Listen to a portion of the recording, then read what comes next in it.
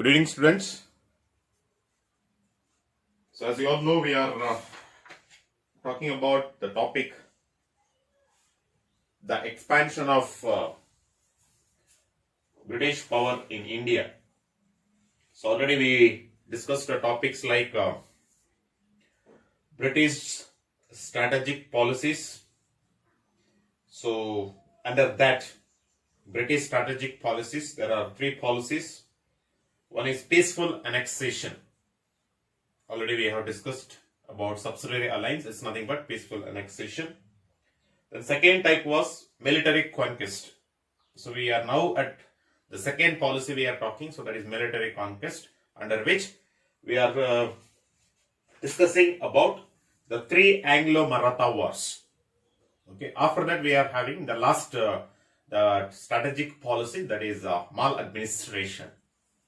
So the previous class we already started talking about the military conquest. So in that we first already finished talking about the first Anglo-Maratha War, which was fought between the British and between the Marathas. So we talked about the causes for the first Anglo-Maratha War, then the event, how the war took up, then the results. Okay. So as a result, as a conclusion, so when we talked, so the treaty was signed. Okay, the treaty was signed between, the British and the Marathas, where almost the 20 years, the peace treaty was signed between the British and between the,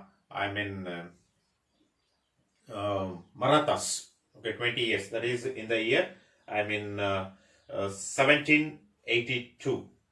Okay, 1782. Okay, 1782 when the treaty was signed. Okay, 1782. So when the treaty was signed. So after 20 years. Okay, after 20 years, that means around 802 or 803. Almost 20 years of peace treaty between the British and between the Marathas comes to a conclusion. So after that, okay, the second Anglo-Maratha War takes up in 1803.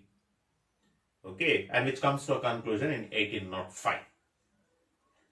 Okay, so here we are going to talk the second Anglo-Maratha War. After 20 years of peace treaty between the British and between the Marathas, when it comes to a conclusion, there's burst out the second Anglo-Maratha War in 1803. So here are some causes, the events, results and the conclusion of the second Anglo-Maratha War. So when we come to the causes, so what was the reason for the second Anglo-Maratha War? If you see, after 20 years, Peshwa Baji Rao II, okay, Peshwa Baji Rao II, so becomes the Peshwa of Maratha. Okay, the quality and character is he is a weak ruler. That means after the death of Madhav Rao II, okay, after the death of Madhav Rao II, who died in 1796, okay, who died in 1796, after his death, okay, after his death, we are having a succeeded by, okay, after his kingship or his Peshwaship was succeeded by Baji Rao II. Okay, Baji Rao II, and his quality of kingship was weak. He was not a person, or he was not a right person to become a king. So that is the one reason which we are having it. The second reason, if you see, as you all know, okay, as you all know, Maratha has got, or the Maratha kingdom has got the four Maratha chiefs.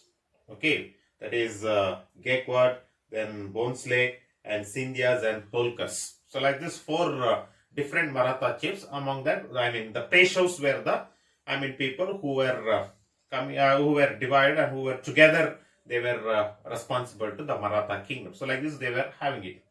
Okay.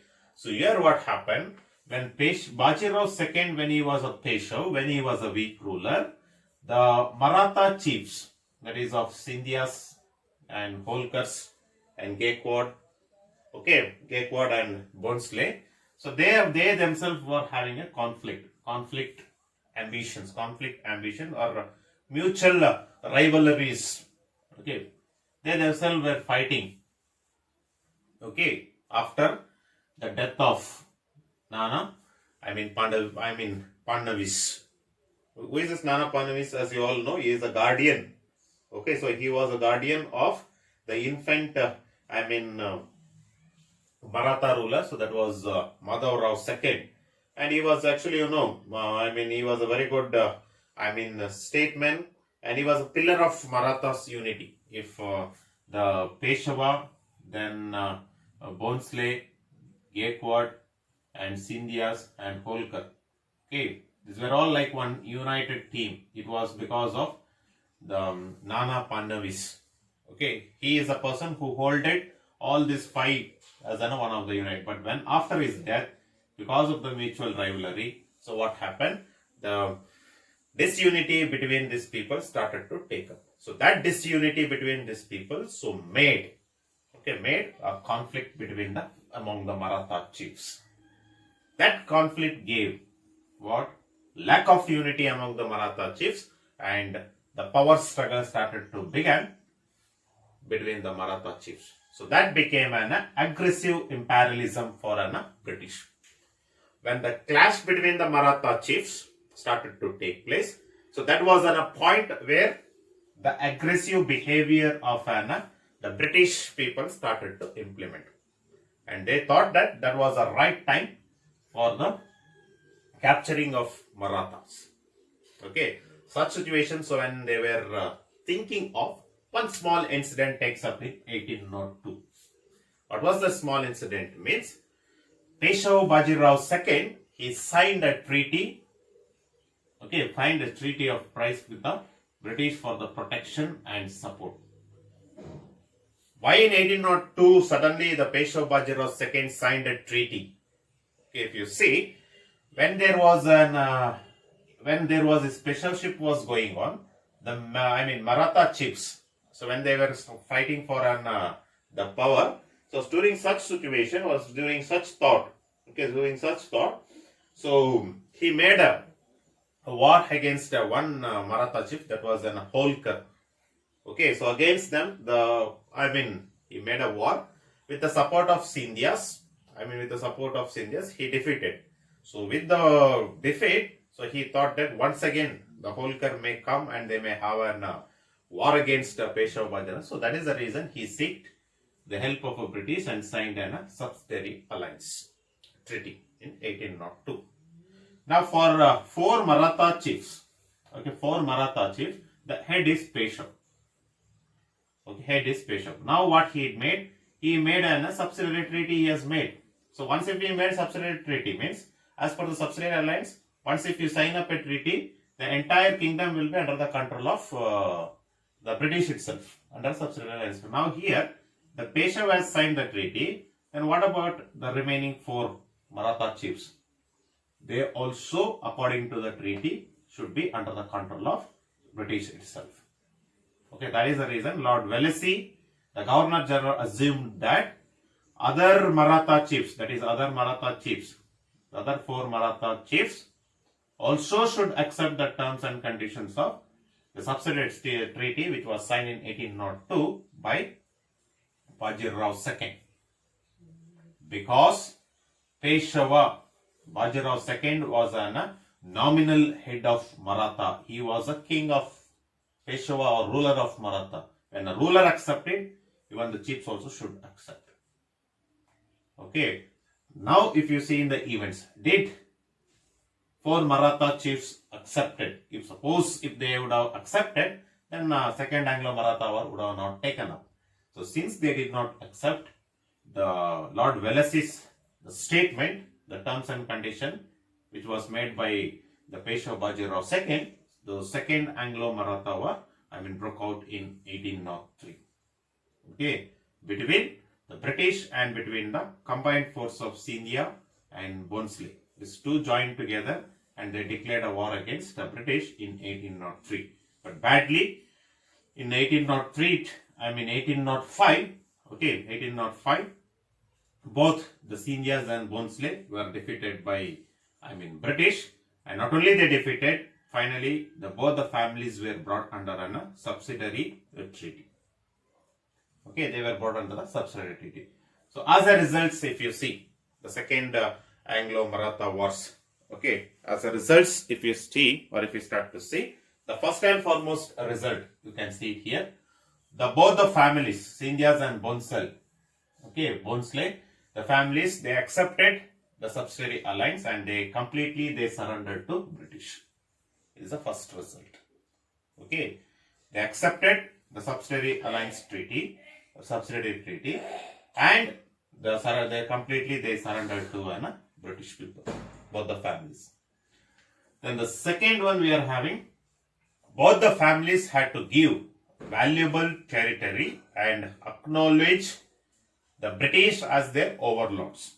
Okay, both the families, they had to give their territory, whichever the territories the British want, which they pick it, they have to give to the British. Not only that, they should acknowledge, they should accept that British are the overlords. They are the rulers to the Scindias and the Bhonsle. Okay, this is the, second thing change took place. Then the third one, if you see, British troops and the residents. Okay, troops are nothing but soldiers. British soldiers and the residents were posted in the territories of Scindias and Bhonsle. Okay, here half soldiers were left out, they were sent, British, and here half soldiers they were sent. And for that soldiers, the resident in the sense, house was also given there itself. Okay, half of they were placed in this too. Then the fourth one is, Holkar took up arms against the British, but Wellesley was recalled.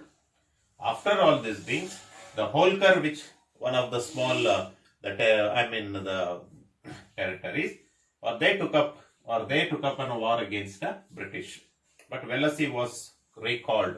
Why he was recalled means British felt that simply on the name of expansion, having the war on Marathas, it was an expensive.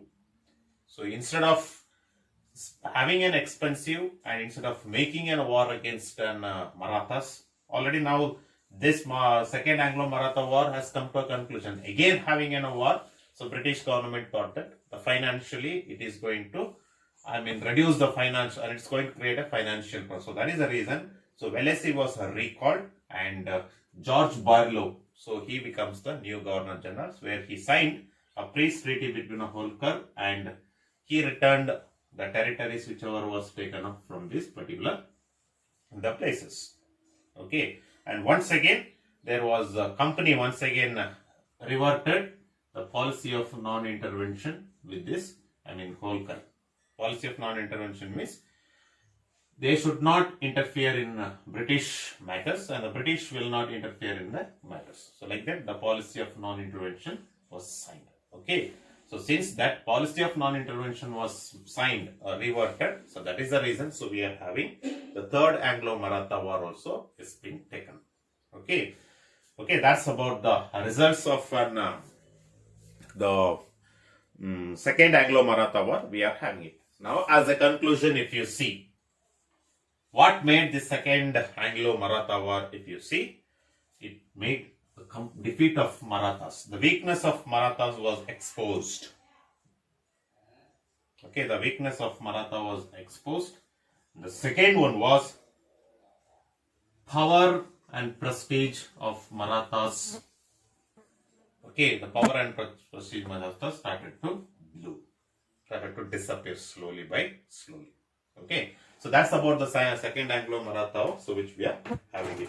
So next class, so we will go with the one more the war, so that is third Anglo-Maratha War, which took place in 1717 to 1817 and 1818. That we are going to see in the next class.